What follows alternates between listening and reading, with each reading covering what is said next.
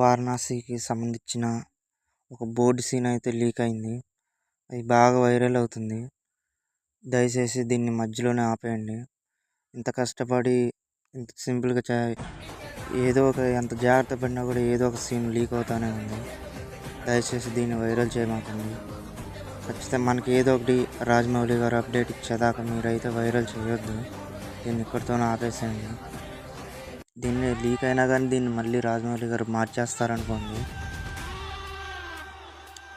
మనకేం ముందు అసలు కిక్ ఉండదు. అది ట్రైలర్ రిలీజ్ అయినప్పుడు నా మజా ఇప్పుడే చూసేస్తే ఏం కిక్ ఉంటుంది చెప్పండి. దయచేసి దీన్ని మధ్యలోనే ఆపేసేయండి.